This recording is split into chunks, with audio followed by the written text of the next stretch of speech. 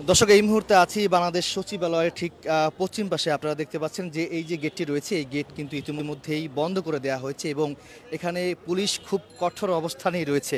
এবং আপনারা জানেন যে শিক্ষা ভবনের সামনে কিছুক্ষণ আগে কিন্তু চাকরিতে ৩৫ প্রত্যাশীরা কিন্তু ইতিমধ্যেই তারা ঢাকা বিশ্ববিদ্যালয়ের যে রাজু ভাস্কর্য, সেই রাজু ভাস্কর্যর সামনে থেকে একটি বিক্ষোভ মিছিল নিয়ে কিন্তু এই শিক্ষা ভবনের সামনে যখন আসে, ঠিক তখনই আইনশৃঙ্খলা রক্ষাকারী বাহিনী অর্থাৎ পুলিশের সদস্যরা শিক্ষা ভবনের সামনে যে সড়কটি রয়েছে সেই সড়ক কিন্তু তারা ব্যারিকেড দিয়েছে এবং এক পর্যায়ে আমরা দেখেছি আন্দোলনকারীরা কিন্তু এক পর্যায়ে সেই ব্যারিকেড ভেঙে সচিবালয়ের যে প্রবেশ পথটি রয়েছে সেই প্রবেশ পথে ঢোকার চেষ্টা করেছিলেন। ঠিক তখনই আইনশৃঙ্খলা রক্ষাকারী বাহিনী অর্থাৎ পুলিশের সদস্যরা কিন্তু খুব কঠোর অবস্থানে ছিলেন এবং তাদেরকে এক পর্যায়ে ধাক্কা দিয়ে কিন্তু শিক্ষা ভবনের সামনে অর্থাৎ পরের সড়কে কিন্তু তাদেরকে নিয়ে যায়। আমরা আপনাদেরকে একটু দেখানোর চেষ্টা করব বাংলাদেশ সচিবালয়ের যে প্রধান যে ফটকটি রয়েছে বা ১ নাম্বার যে গেটটি রয়েছে, ওখানেও কিন্তু অতিরিক্ত পুলিশ কিন্তু মোতায়েন করা হয়েছে। আপনাদেরকে দৈনিক ইত্তেফাক ফেসবুক পেজে সরাসরি দেখানোর চেষ্টা করব, আমাদের সাথে থাকুন। এবং আজকে যে সকাল ১১টার পর যে 11:30টার পর যে চাকরি প্রত্যাশীরা ৩৫ চাকরি প্রত্যাশীরা যে আন্দোলন করে আসছেন, এই আন্দোলনকে আপনারা কিভাবে দেখছেন সেটিও কমেন্টে জানাতে পারেন।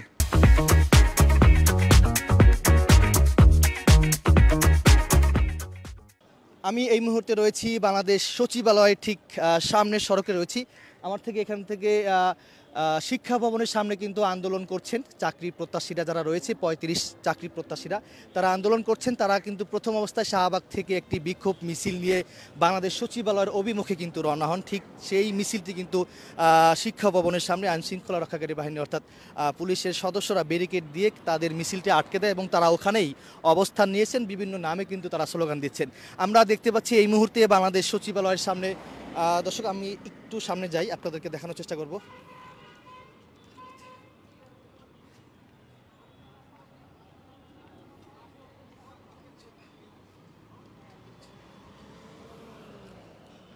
দর্শক, আমি এই মুহূর্তে রয়েছি বাংলাদেশ সচিবালয়ের যে ১ নাম্বার গেটটি রয়েছে, এখানেই রয়েছে। আপনারা দেখতে পাচ্ছেন এখানে অতিরিক্ত পুলিশ কিন্তু মোতায়েন করা হয়েছে। আজকে যে ঘটনা, সেই ঘটনাকে কেন্দ্র করে কিন্তু আমরা দেখতে পাচ্ছি বাংলাদেশ সচিবালয়ের সামনে অতিরিক্ত পুলিশ মোতায়েন করা হয়েছে। এর আগে আমি যদি একটু পিছনে যাই, এর আগে আমরা দেখেছি ৪০তম যে ক্যাডেট এসআই যারা রয়েছে তারা কিন্তু এখানে আন্দোলন করেছেন, তারা এখানে আমরণ অনশন করেছিলেন।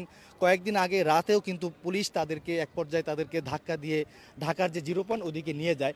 তারপরে এর আগে দেখেছি বাংলাদেশ সচিবালয়ের যে ৭ নম্বর ভবন, এই ভবনে যখন আগুনের সূত্রপাত হয় তারপর থেকে পুরো একদিন কিন্তু এই বাংলাদেশ সচিবালয় এলাকা কিন্তু নিরাপত্তা জোরদার করা হয় এবং কোনো যানবাহন কিন্তু চলাচল টোটালি নিষেধ করা হয়। এবং আজকে এই যে চাকরির প্রত্যাশী যারা রয়েছে ৩৫, তারা কিন্তু একটি মিছিল নিয়ে ঢাকা বিশ্ববিদ্যালয় হয়ে ঢাকা বিশ্ববিদ্যালয় যারা কার্জন হল এবং হাইকোর্ট হয়ে শিক্ষা ভবনের সামনে যখন আসে, ঠিক তখনই পুলিশ তাদেরকে সেই মিছিলটি আটকে দেয় এবং আটকে দিয়ে তাদের যে মিছিল ছত্রভঙ্গ করে দেয় এবং তারা ওখানে অবস্থান নিয়েছেন।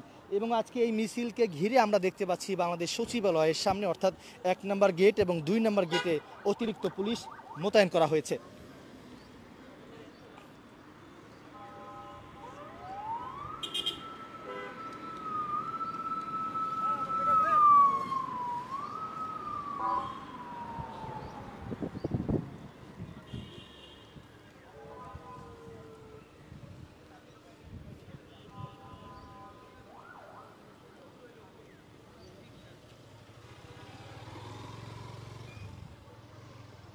দর্শক, এই হচ্ছে সর্বশেষ আপডেট। বাংলাদেশ সচিবালয়ের সামনে অতিরিক্ত পুলিশ মোতায়েন করা হয়েছে।